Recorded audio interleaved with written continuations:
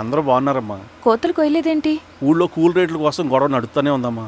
అడిగినంత ఇవ్వాల్సిందేనని కూలీలు, నచ్చినంత ఇస్తామని రైతులు. ఎవరు రేటు తేగట్లేదమ్మా. ఈ ఇష్యూలో అన్నలు ఇన్వాల్వ్ అయ్యారా? వాళ్ళు వెనక లేకుంటే ఈ కూలి చేసుకునే వాళ్ళకి ఎక్కడి నుంచి వచ్చినాయి అమ్మా ఎన్ని గుండ్లు? ఇచ్చింది పుచ్చుకుంటమే తప్ప ఏనాడన్నా ఇంత కావాలని అడిగారు వీళ్ళు. పోనీలే, ఇన్నాళ్ళకైనా వాళ్ళకేం కావాలో నోరు తెరిచి అడగగలుగుతున్నారు. సంతోషమేగా. తీసుకుని మీదటైనా జాగ్రత్తగా ఉంటుంది.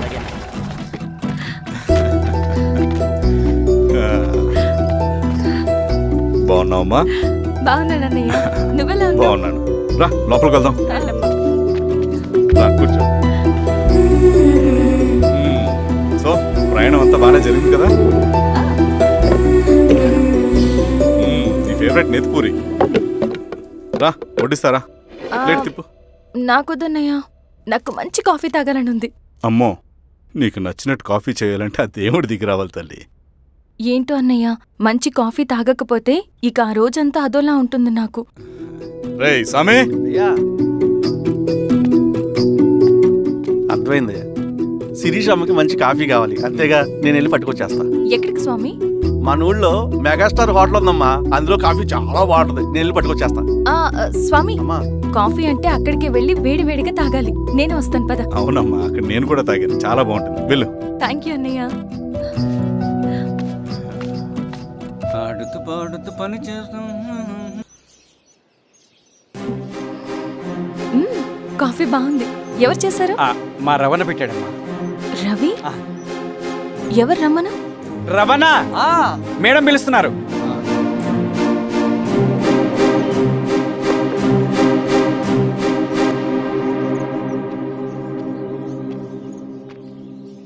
ఇతనే రవణ. శిరీష మీరా? రవి, నువ్వేంటి ఇక్కడ? కాఫీ బాగుందా?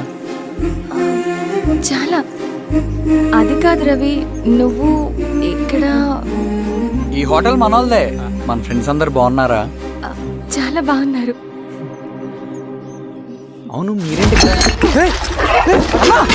ఏమైంది? అన్నా ఏమైందన్నా? అన్నా, లే అన్నా. స్వామి త్వరగా కారుతా. జాగ్రత్త. అన్నా త్వరగా పట్టి అన్నా. అన్నా త్వరగా పోనీ.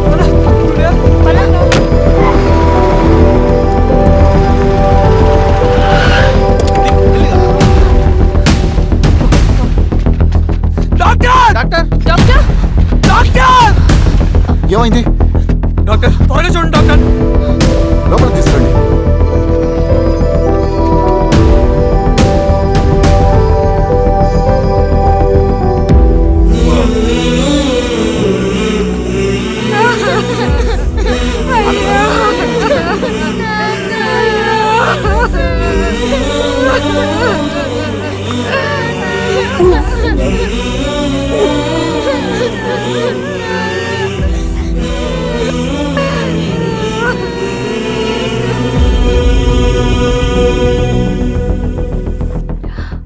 ఎలా ఉంది డాక్టర్?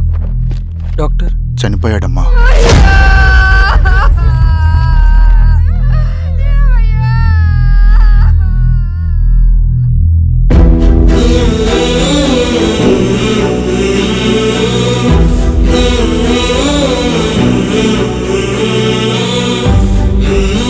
ఆ పేపర్స్ ఏంటి రవి? అతని భూమికి సంబంధించిన పేపర్స్.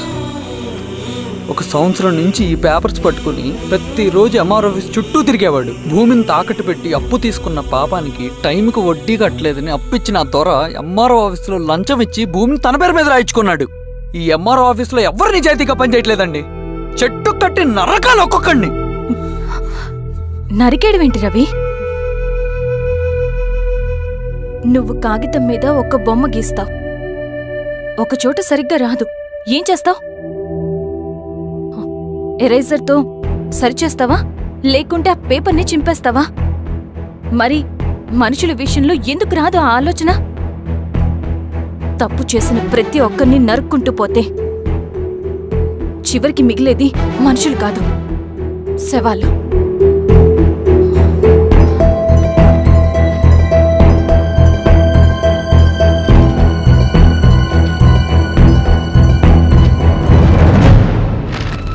పద రవి. రా.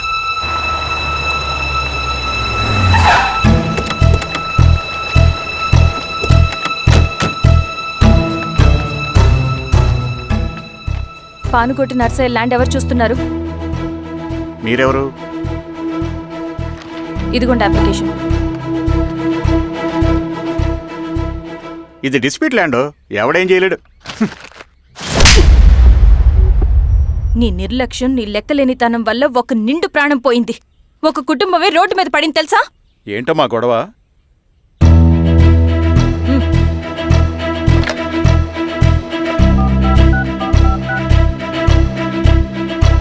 Hello sir.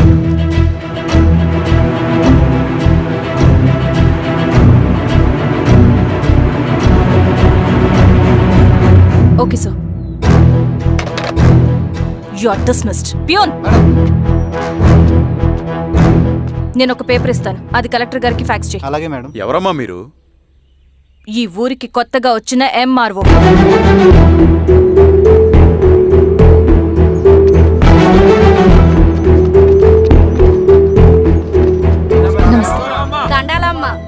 మీ పరిస్థితులు నాకు తెలుసు. పని చేస్తేనే మీకు పూట గడుస్తుంది.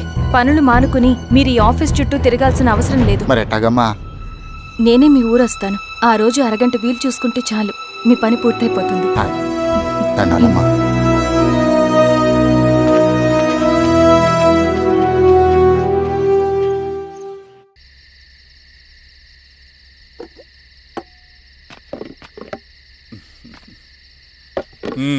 ఎంఆర్ఓ గారు, ఏంటి ఛార్జ్ తీసుకున్న మొదటి రోజే ఆఫీస్లో మీ పవర్ చూపించారట? అన్నయ్య, నువ్వు సస్పెండ్ చేసిన వ్యక్తి నా దగ్గరికి వచ్చాడమ్మా. పాపం కన్నీళ్లు పెట్టుకున్నాడు. అతడి వల్ల నష్టపోయిన ఒక వ్యక్తి నా కళ్ళ ముందు చనిపోయాడన్నయ్య. కన్నీళ్లు ఎన్నిసార్లు తుడుచుకున్నా పోతాయి, కానీ వీళ్ల నిర్లక్ష్యంతో పేదవాళ్ల ప్రాణాలే పోతున్నాయి. అన్నయ్య, మనూరి సమస్య పేదరికం కాదు, నక్సలిజం. నాలాంటి ప్రభుత్వ ఉద్యోగులు వాళ్ళ డ్యూటీలు సక్రమంగా చేయకపోవడం వల్ల విసిగిపోయిన జనం అడవిలో వాళ్ల హెల్ప్ తీసుకుంటున్నారు.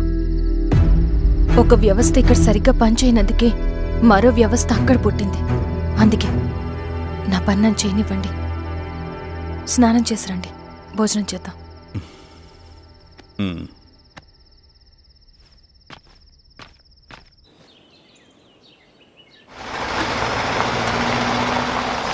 చేశాను. ఓ అవునా? అవును మేడం. పదండి డాక్టర్. Thank you madam.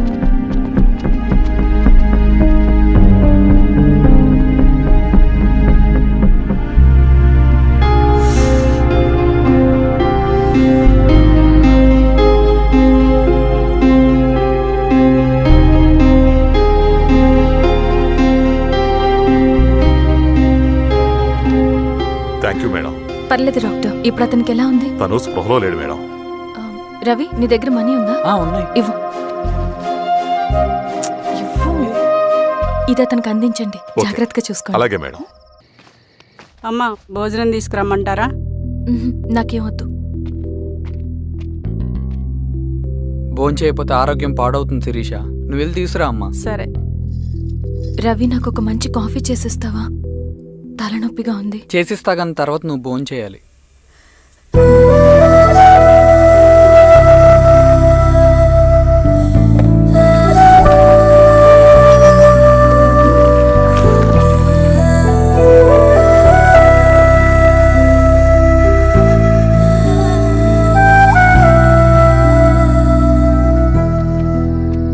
మీరేంటిలా?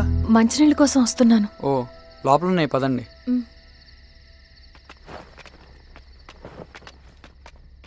ఇదిగోండి మంచినీళ్ళు.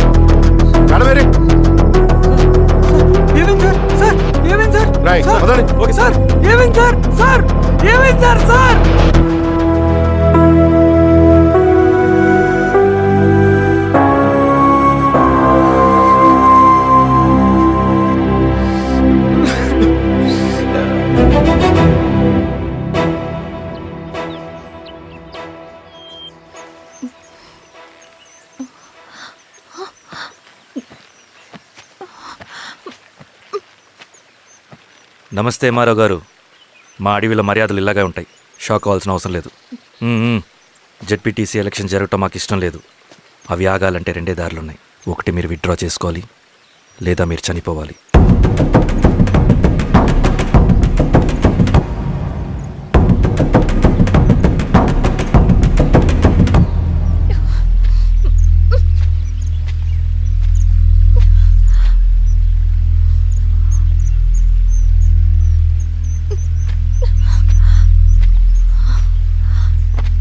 సెంట్రల్ కమిటీ మీటింగ్ ఉందని కబురు వచ్చింది. మేము వచ్చేలోపు ఎలక్షన్స్ ఆగిపోయే న్యూస్ రావాలి.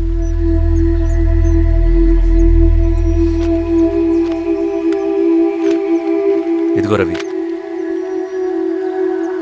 లాల్ సలాం comrade.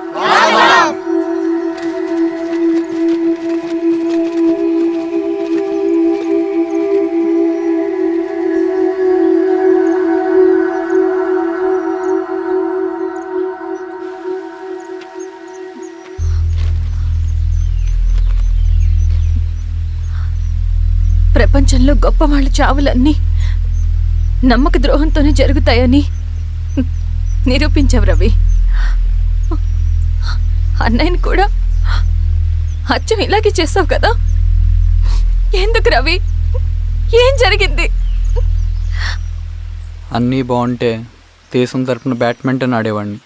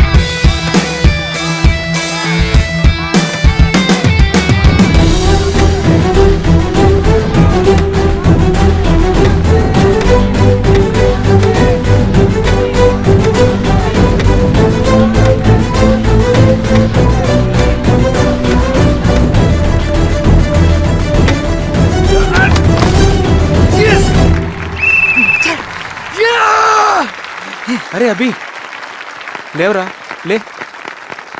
Congratulation. Thank you sir. Ravi, congratulations.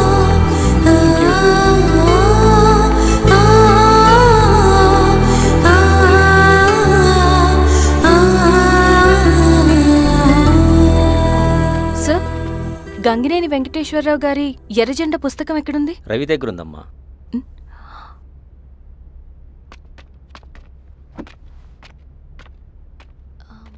Ravi, మీకు ఈ బుక్స్ అంటే ఇష్టమా? అవును, నీకు కూడానా? నేను ఇప్పుడిప్పుడే చదువుతున్నా. సైలెన్స్.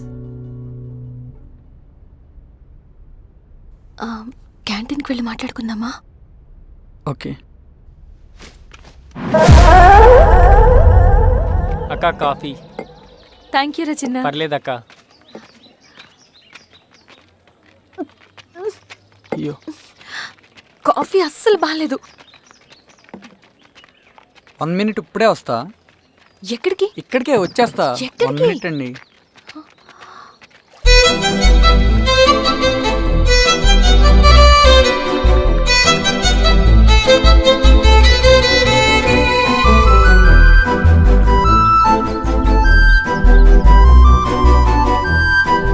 ఒకసారి ఈ కాఫీ టేస్ట్ చేయండి.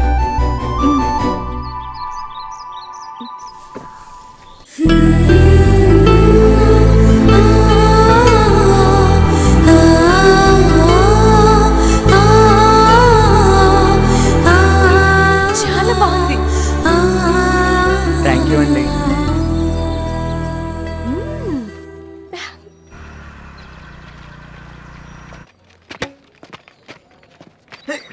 వావ్ సార్, ఇట్రా రవి.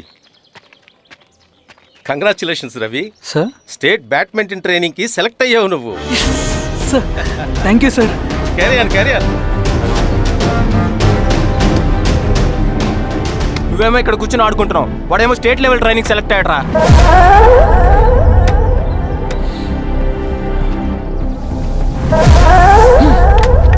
అరే మొత్తానికి నువ్వు అనుకున్నది సాధించావురా.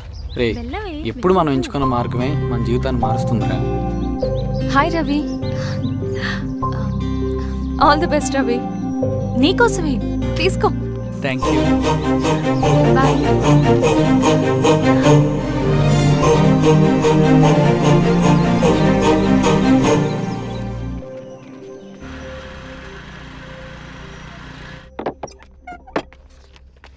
సార్ రమ్మన్నారంట. ఎందుకలా చేసావు రవి నువ్వు? ఏవేం సార్, నేనేం చేశాను? ఇదేమిటో చూడు. Question paper sir. అవును, రేపు జరగబోయే టర్మ్ ఎగ్జామ్ పేపర్. నువ్వు లీక్ చేసిన పేపర్. సార్ అసలు నువ్వు ఇలా చేస్తావనుకోలేదు. సార్ నేను క్వశ్చన్ పేపర్ లీక్ చేయట్లేండి సార్. నేనంతా చదువుకుంటూ రూమ్లోనే ఉన్నాను సార్. నన్ను నమ్మండి సార్. ఈ జెర్సీ నీదే కదా? సార్ అది నాదే, కానీ దీనికి నాకేం సంబంధం లేదు సార్. నన్ను నమ్మండి సార్. మల్లయ్య, సార్ నిన్న రాత్రి ఏం జరిగింది? సార్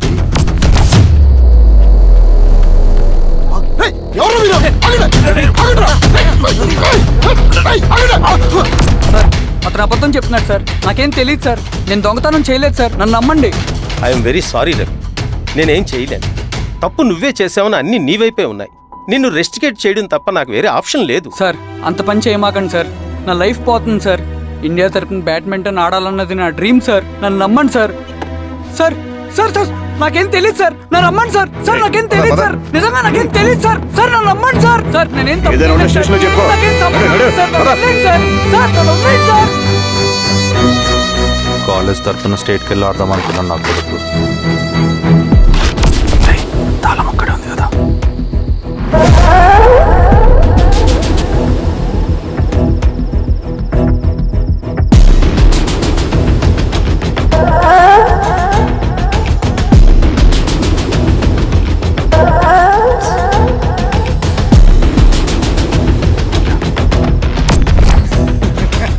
రేపు జైల్లో ఆడుకుంటారా బ్యాడ్మింటన్. సార్ నన్ను ఎందుకు తీసుకొచ్చారు సార్? నాకేం తెలియదు సార్. పేపర్ లీక్ చేసింది. నేను చేయలేదు సార్. నిజంగా నేను చేయలేదు సార్. సార్ సార్ నిజం సార్. సార్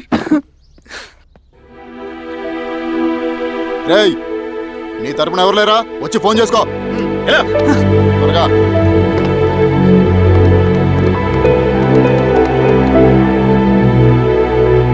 సార్ నేను రవీన్ సార్. రవి చెప్పు. సార్ నేను పోలీస్ స్టేషన్లో ఉన్నాను సార్. మీరు నాన్న అర్జెంట్గా రండి sir. Please sir. Police station ఏమైంది రవి? ముందు మీరు రండి సార్ ప్లీజ్. నేను చెప్తాను సార్. సరే సరే వస్తున్నా. వెళ్ళి కూర్చో. సార్ అయ్యా దండలయ్యా. రే రవి నాన్న, ఏమైందిరా? నాకేం తెలియదు ఏయ్, నాన్న. నువ్వు ఆగు.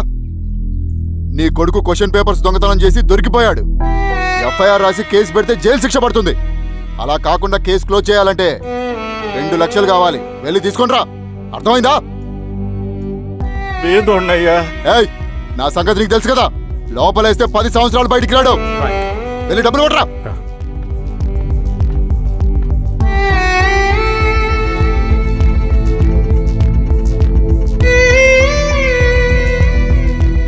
దండాలయ్యా. ఇదిగోనయ్యా 2 లక్షలు.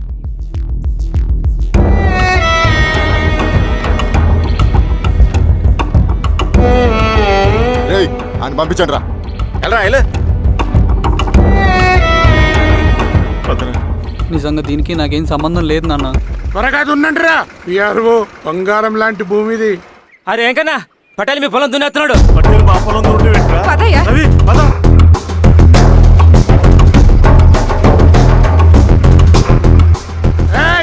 కానీ ఏంట్రా? అయ్యా పట్టేలయ్యా. మా పొలంలో మీరు దున్నుతున్నారండి. నా పొలంలో నేను దున్నకుంటే వాడు దున్నుతాడా? అన్యాయం అయ్యా. ఏంద్రా అన్యాయము? పొలం అమ్మినావు కదా, కొనుక్కున్న పొలంలో దున్నుతుంటే అన్యాయం అంటారేంట్రా? విఆర్ఓ ఆ పేపర్ని చూడరా, మంచిగా చూసుకుంటారా. పొలం అమ్మేవా నాన్న? అమ్మలేదురా, తాకట్టు పెట్టా. తాకట్టు కాదురా, నువ్వు అమ్మావు, నేను కొన్నాను. నేను అమ్మలేదయ్యా. వీడు నా దగ్గర 2 లక్షలు తీసుకొని ఈ పొలం అమ్మాడు. 2 లక్షలా? ఎందుకు? మీ వాడు చేసిన నిర్వాకం వల్ల చదువుకోరాని కాలేజీకి పంపితే ఆడుతూ పాడుతూ ఎగ్జామ్ ఫెయిల్ అవుతాడని తెలిసి ఆ పేపర్ లీక్ చేశాడు వీడు. ఏంటయ్యా ఇది? పోలీస్ కేసు అవుతుందని తెలిసి వీడు నా దగ్గరకు వచ్చి 2 లక్షలు తీసుకుపోయి వాడిని బయటికి ఇరిపించిండు. ఏం రా, అంతేనా కదా? నేను నమ్మలేదయ్యా, నేను నమ్మలేదయ్యా. అవి దొంగ కాగితాలయ్యా. ఏం తమాషా చూస్తుండ్రా? పని చేసుకోమండి. ఇవి దొంగ కాగితాలయ్యా. నన్ను నమ్మండయ్యా. ఏయ్, దొంగ పేపర్ అవును. చాలా దొంగ. పదండ్రా. నేను నమ్మలేదే. వాళ్ళు మనల్ని మోసం చేశారు. వాళ్ళు మనల్ని మోసం చేశారు.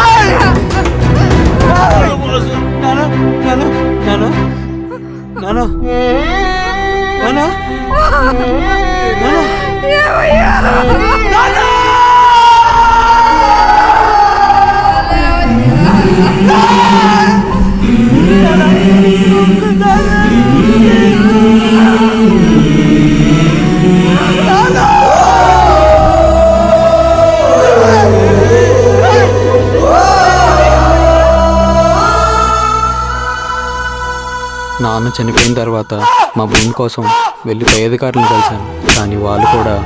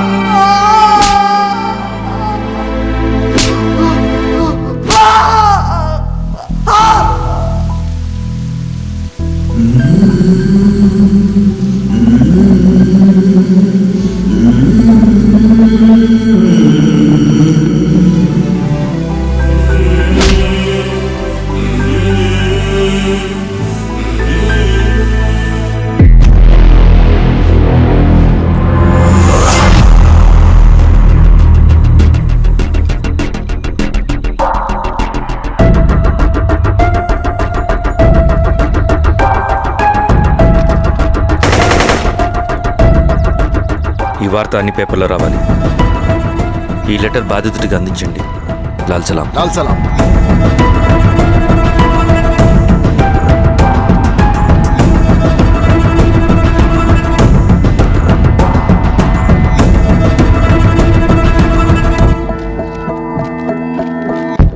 ఈ పీడిత భూస్వాముల నుండి విముక్తి కోసం విప్లవ పోరాటం చేయాలి. పేద ప్రజలను సమసమాజం వైపు నడిపించాలి.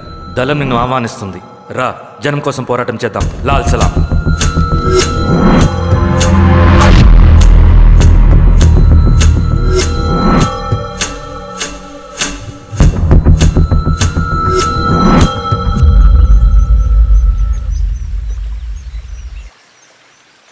నాకు పట్టిన గతి ఇంకెవ్వరికీ పట్టకూడదని ఉద్యమంలోకి వచ్చాను.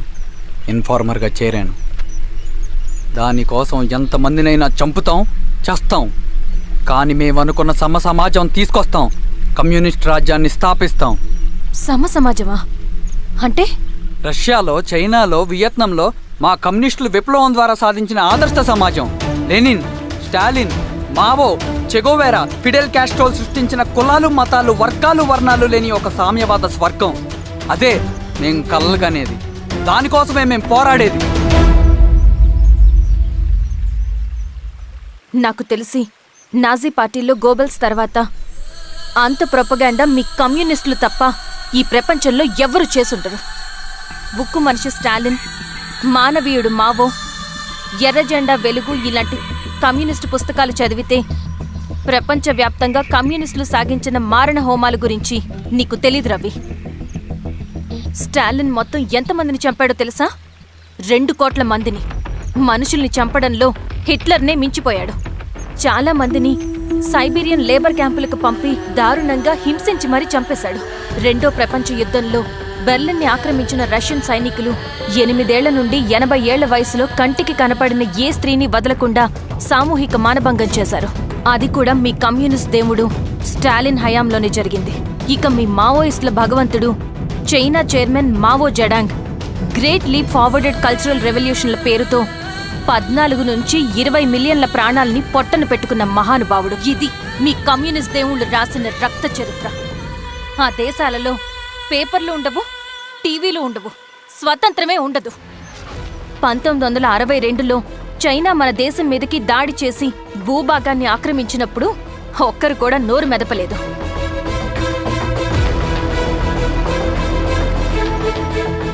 కమ్యూనిస్టుల మానసపుత్రులైన మీ నక్సలైట్లు ఏమైనా తక్కువ తిన్నారా? పశ్చిమ బెంగాల్లోని నక్సల్బరి అనే గ్రామంలో 1965లో జోతేదార్ల దౌర్జన్యానికి వ్యతిరేకంగా పుట్టిందే మీ ఉద్యమం. A for arms, B for Bengal, C for Charu Majumdar. చారు మజుందార్ చెప్పిన స్టేట్మెంట్ గుర్తుందా? వర్గశత్రువుని ఖతం చేసి వాడి నెత్తుట్లో చేతులు ముంచని వాడు విప్లవకారుడు ఎలా అవుతాడు? అక్కడి నుంచి మొదలైంది మీ నక్సల్స్ హింసాకాండ. 1965 నుంచి ఇప్పటిదాకా 1,00,000 మందిని ఉద్యమం పేరుతో చంపేశారు. కేఎస్ వ్యాస్, పరదేశీ నాయుడు, ఉమేష్ చంద్ర, శ్రీపాదరావు, దుగ్గిరాల వెంకట్రావు, హైగ్రీవాచారి, బుడ్డా వెంగల్ రెడ్డి, ఇలా చెప్పుకుంటూ పోతే ఎంతో మంది మీ చేతుల్లో చంపబడ్డారు. ఇంతమందిని చంపి ఏం సాధించారు మీరు? కంపెనీలు తెచ్చారా? ఉద్యోగాలు ఇప్పించారా? ఇళ్లు కట్టారా? హాస్పిటల్స్ పెట్టారా? ఏం చేశారు మీరు? You did nothing. కడితే డెవలప్మెంట్, కూల్చితే విధ్వంసం. విధ్వంసం చేశారు కానీ డెవలప్మెంట్ ఏం చేశారు మీరు? అంటే ఇన్నేళ్ల ఉద్యమంలో మేం మంచి చేయలేదా? లేకే, ఖచ్చితంగా చేశారు. తెలంగాణ సాయుధ పోరాటం, శ్రీకాకుళ సాయుధ పోరాటం వాళ్ళ చలవే. భూస్వాములు తగ్గి కూలీ రేట్లు పెరిగాయి అంటే అది మీ చలవే.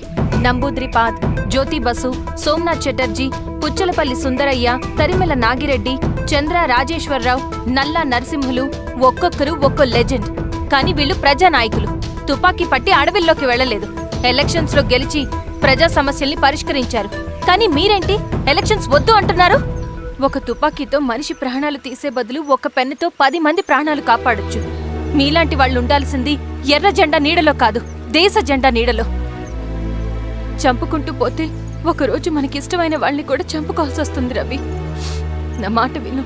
ఇవన్నీ వదులుకుని నాతో రా. ఈ అడవి బయట నీకు గొప్ప ఫ్యూచర్ ఉంది.